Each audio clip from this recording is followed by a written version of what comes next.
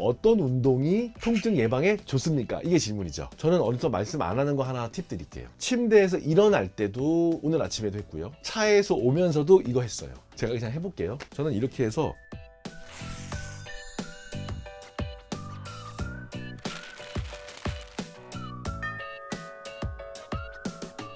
안녕하십니까, 신경외과 이동엽 원장이고요. 제가 가지고 있는 전문의 면허증이 하나 더 있는데 그것은 생활습관의학 전문의입니다. 신경외과 전문의와 생활습관의학 전문의 이 두 가지를 가지고 척추질환 환자들도 치료하고 또 수술하고 비수술하고 재활관리해주고 이런 면도 하고 있고요. 한 측면으로는 척추질환으로 진입하지 않도록 가이드해주고 설득하고 자세를 잘 취하고 운동할 수 있도록 가이드하는 의사입니다.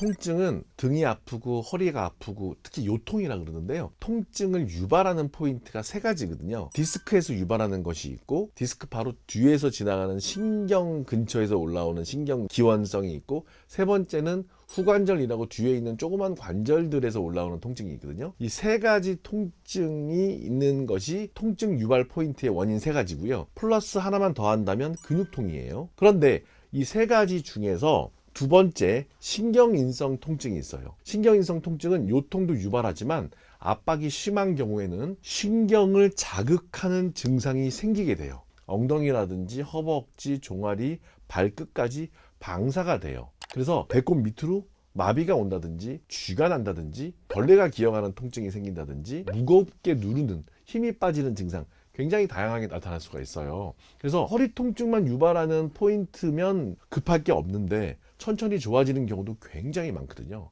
그런데 신경을 찌른다든지 압박하는 증상들은 조금 빨리 대처를 하셔야 되고요. 전문가들을 빨리 만나서 진단을 하셔야 됩니다. 통증을 한마디로 정의하는 것은 굉장히 어렵고, 특히 척추 질환의 통증은 굉장히 다양하게 나타납니다. 같은 통증인데도 어떤 분들은 아무렇지도 않게 느끼고, 즉 무통증, 통증이 없다고 얘기하고, 어떤 분들은 그냥 약간 아파요 하는데 어떤 분들은 아주 극심하게 아파하는, 즉 자기 자신의 통증 역치에 따라서, 역치, 문지방이거든요. 자신의 문지방을 통증이라는 도둑놈이 역치가 낮아서 쉽게 넘어가는 사람이 있고, 역치가 높아서 도둑놈이 왔는데 넘어가지 못하는 사람도 있어요. 즉 환자들이 느끼는 통증의 강도나 양상이나 기간이나 정도가 굉장히 다양합니다. 그래서 통증 환자를 볼 때는 여러 가지 관점에서 봐야 된다는 거죠. 통증은 자기가 처한, 자기가 느끼는, 또는 진단자 입장에서 자기가 진단하는 한 가지 측면으로만 정의하기에는 너무 복잡하고 너무 다양한 면을 갖고 있어요. 특히 다른 질환보다는 척추 질환이 더욱 그런 양상이 진합니다. 그래서 그거는 이렇게 제가 잠깐 이렇게 몇 번 떠들고 설명하는 거 가지고는 구분 절대 할 수가 없습니다. 척추 질환의 발현은 대개는 아급성이라든지 만성적이에요. 대개는 수주에서 한 수개월, 수년까지 가거든요. 따라서 그런 경우에 집중해야 될 거는 단지 이것이 통증이냐 플러스 나의 어떤 신경적인 감각이 떨어지고 근육 자체의 기능이라든지 관절 자체의 기능이 떨어지냐를 좀 같이 통합해서 봐야 돼요. 그것이 어떤 생리적인 이유인지, 나의 심리적인 문제인지, 다른 어떤 나의 환경적인 문제인지까지 고려를 조금 해봐야 돼요. 척추 협착증이나 디스크 환자들이요, 막상 MRI 찍어보면 질환은 별로 없어요. 그런데 5년, 10년이 계속 아프셨대요. 근데 막상 검사해보면 깨끗해요. 영상은, 즉 사진은 깨끗한데 이분을 재활평가를 해보면, 또 자율신경 검사라든지 몇 가지 기능 테스트를 해보면 신경줄기 MRI, 근전도, 적외선 체열 검사라든지 어떤 기능을 보는 검사를 했을 때는 완전히 저하가 돼 있어요. 교감신경과 부교감신경이 완전히 불균형이 오면서 완전히 교감이 항진된다든지 또는 부교감이 항진된다든지, 이렇게 되면 만성적으로 우울감이 오고 통증의 역치가 완전히 떨어지는 거죠. 통증이라는 도둑놈이 이 문지방이 낮은 역치 때문에 들락날락 너무 자주 오랫동안 아프게 되는 거죠.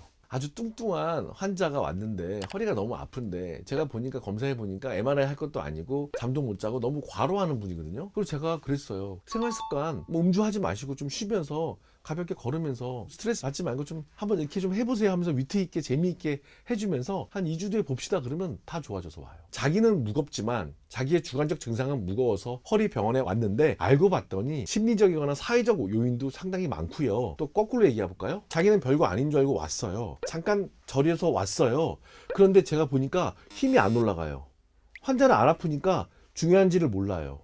통증이 없으니까 아무것도 아닌 줄 알아요. 근데 절어요. 설득을 했죠. 이거 검사 좀 해야 된다고. 간단한 검사 했더니 근전도를 해봤더니 다리 순환 검사 해봤더니 이쪽 혈관이 많이 막혔어요. 급하게 혈관 막힌 거를 뚫어주는 병원에 가가지고 치료를 해야 되는 경우도 있는 거죠. 그러니까 굉장히 좀 다양합니다.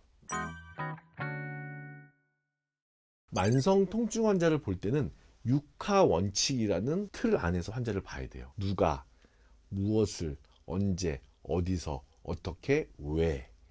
이게 육하 원칙이에요. 6가지 측면에서 환자의 만성 통증 양상을 파악을 하는 다면적 접근을 해야지 이 사람이 파악이 되고요. 어떤 진단을 해야지, 어떻게 치료해야지 좋아질 수 있겠구나를 책임져 줄 수 있어요. 그래서 육하 원칙에 의해서 환자를 보게 됩니다.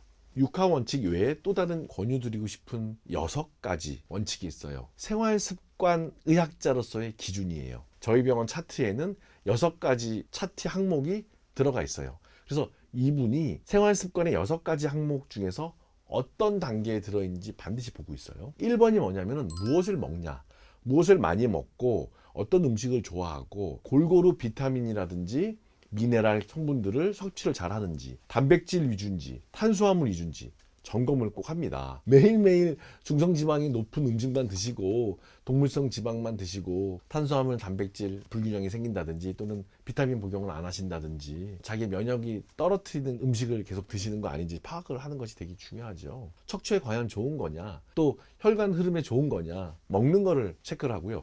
2번째는 잠을 잘 자는지 꼭 체크합니다. 수면 시간이 충분하지 않고 수면의 질이 좋지 않으면 모든 기관이 안 좋죠. 특히 목이나 등 또는 허리, 특히 다리 저림. 주무시다가 막 다리가 막 저리고 하기 때문에 충분한 수면을 취하시기를 권하고 중간에 깨는지 푹 자는지 낮에 자는지 몇 시간 자는지 꼭 확인을 하는 거예요. 어떤 패턴, 불 켜고 자는지 끄고 자는지부터 물어봅니다. 3번째는 스트레스 지수예요. 얼마나 많은 스트레스 지수를 갖고 있냐. 그래서 저희가 객관적으로 평가를 하거든요. 스트레스가 굉장히 높으면 통증에 대한 면역이라든지 역치가 확 떨어져요. 그래서 통증을 더 쉽게 느낀단 말이죠.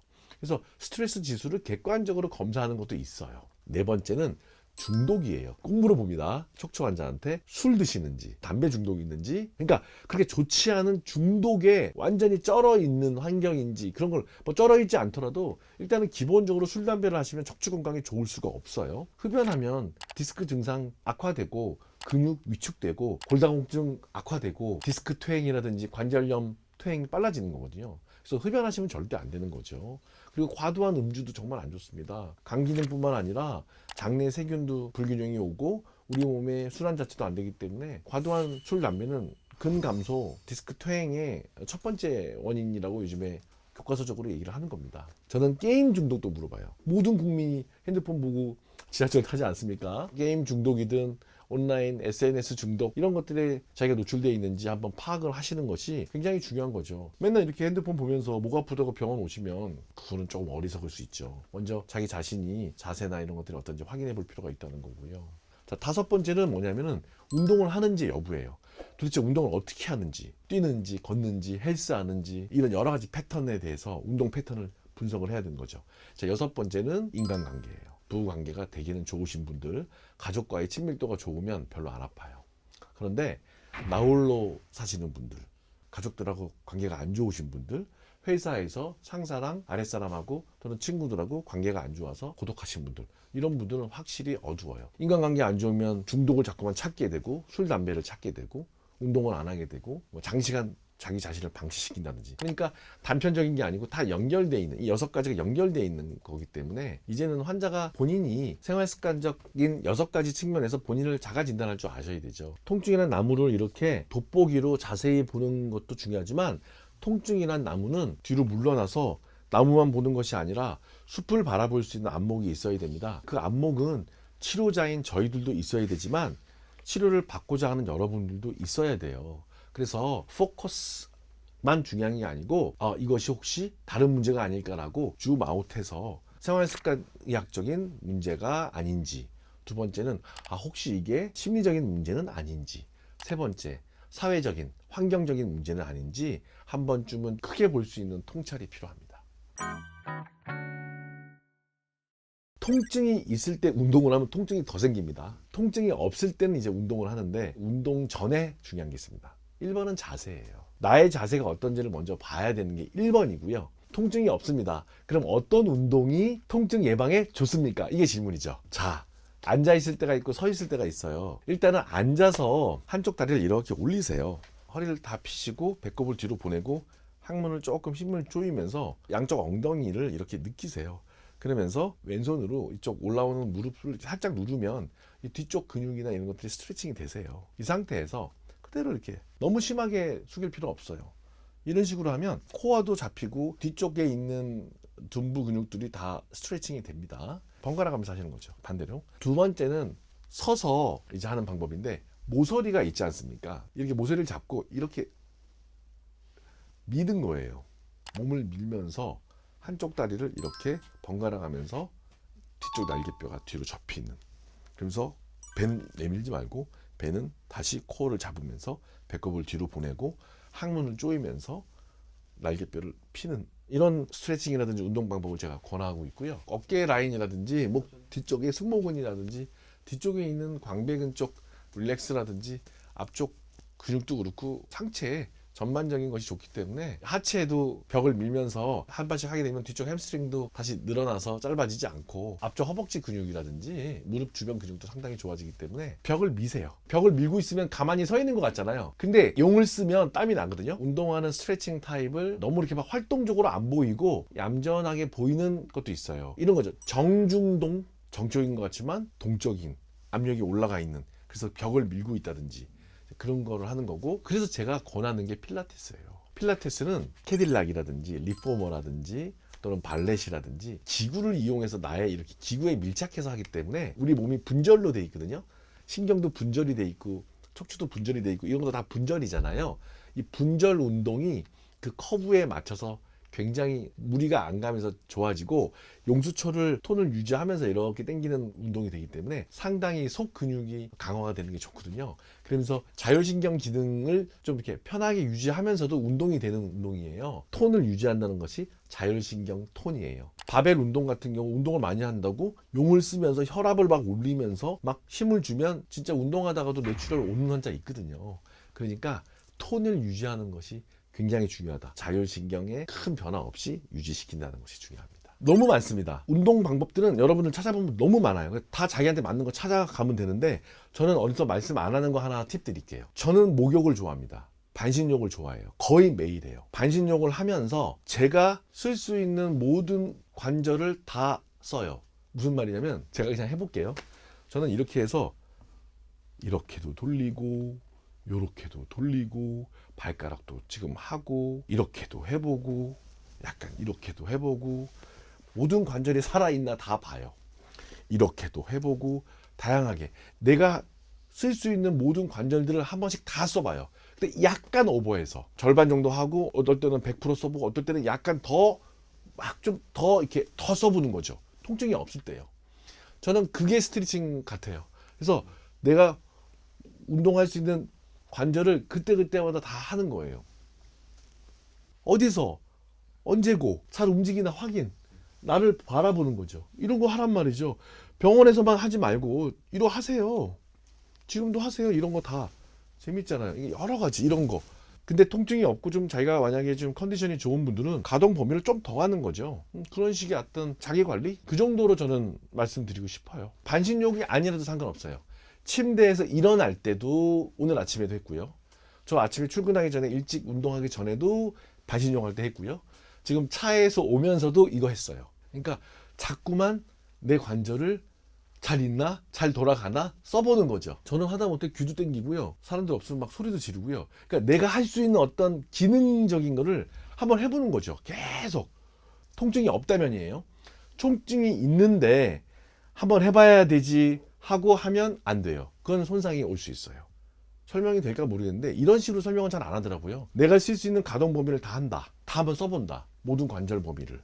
자기가 관절 운동 범위를 찾아가지고 자기가 자가 진단하는 거죠. 그러면 통증이 없더라도 이건 올라가는데 이게 안 올라가. 그럼 병원 가야죠. 그러니까 이렇게 진단하는 거예요. 그렇게 잘 안 해요. 굉장히 안 써요, 관절을. 여러분들 잘 보세요. 주변 분들 보시면 관절을 얼마나 많이 쓰는지 보세요. 별로 안 써요. 정적이지 않아요. 우리 몸은 동적이에요. 다이나믹해요. 그런데 이런 거예요. 사진을 찍었는데 멀쩡한데 아파. 사진은 멀쩡한데 아픈 거는 기능이 떨어진 거거든요. 속이 너무 쓰려서 위 궤양인 줄 알고 내시경을 해봤더니 위가 멀쩡해. 그럼 병이 없는 건가요? 아니에요. 위상 과다도 있고요. 역류도 있고요. 위 내벽은 깨끗할지 모르지만 기능이 약한 거예요. 그러니까 자기가 가지고 있는 관절 기능의 펑션을 자꾸만 자기가 점검을 해야죠. 그게 스트레칭이지 자기 진단이고, 즉 자가 진단적 스트레칭을 관절별로 하라는 얘기예요. 어느 때고 어디서나, 특히 아침에 제발 발딱 일어나지 마시고 침상에서 자기 온몸에 있는 관절을 다 쓰세요. 약간 좀 가족들이 이상하게 볼 정도로. 그 다음에 일어나는 거죠. 그러면 예방이 많이 되는 것 같아요. 저만의 노하우니까 맞는 분들은 따라 하십시오. 저는 척추신경외과 의사로서 대학에서도 있었고 지금 개원가에 나왔지만 환자를 많이 보고 있죠. 그리고 수술도 하고 시술도 하고 주사도 하고 재활도 하고 있습니다. 그런데 그걸로 척추 통증 환자들이 개선이 많이 되긴 했는데 뭔가가 부족해요. 마지막 퍼즐이 맞춰지지 않았어요. 그 마지막 퍼즐이 생활습관의학이었습니다. 환자가 병에 진입하기 전 단계를 예방해 줄 수 있다는 측면이 있고요. 이미 환자로서 만성 통증에 노출이 돼 있으면서 척추 질환으로 힘들어하지만 이분들이 척추 문제만 있지 않더라고요. 생활습관 병이 있고 심리적인 병이 있고 관계라든지 사회환경적 문제를 갖고 있었어요. 조금 더 들어가면 힘든 개인사도 있고 호수에 위에는 맑은 물이 있는 것 같지만 이렇게 흙이 쫙 가라앉아서 잠재의식 속에 그 기저에 우울감이 있어서 그 상처 때문에 통증이 해결이 안 되는 거예요. 그래서 간혹은 정신과적 협진 또는 사회심리적인 협진 또는 뭐 종교적 인터뷰 이런 것도 되게 필요한 거예요.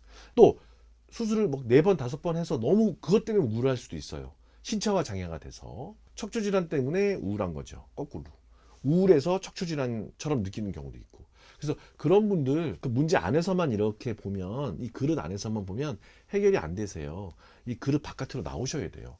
환자분들도 자기 자신을 그 상황에서 끄집어내서 객관적인 관점에서 자기를 바라보셔야 돼요. 그래서 문제 리스트를 하고 이거를 해결할 수 있는 앤서 리스트를 선생님들하고 상의하시면 돼요. 또 다른 내과 선생님, 또 다른 정신과 선생님, 또 다른 선생님들을, 좋은 선생님들을 만나면 이런 통합 치료를 통해서 여러 가지 심리적으로 사회적으로 깊이 있던 우울감이 해결이 되면서 좋아지는 환자들을 저는 정말 많이 봤습니다. 여러분들만 힘들지 않습니다. 월드스타, 우사인 볼트 이런 분들 어릴 때부터 측만이 있었지만 전 세계 100m 세계 신기록자 됐잖아요. 그 측만증을 이겨나간 거예요. 조지 클루니 이런 사람들 영화 스턴트 찍다가 막 사고 나고 뇌막 찢어지고 그래도 열심히 운동하고 재활하고 용기 내서 하는 그런 분들, 셀럽들 보셨잖아요. 자기가 생각하는 이렇게 안경으로만 보지 말고 다른 안경을 쓰고 다방면으로 나의 지금 만성화된 통증을 본다면 긍정적으로 해결할 수 있는 방법들은 정말 많이 있습니다. 그래서 다시 한번 마음가짐 새로 확 바꾸시고 시작하시면 좋은 일들이 분명히 있습니다. 용기를 내십시오.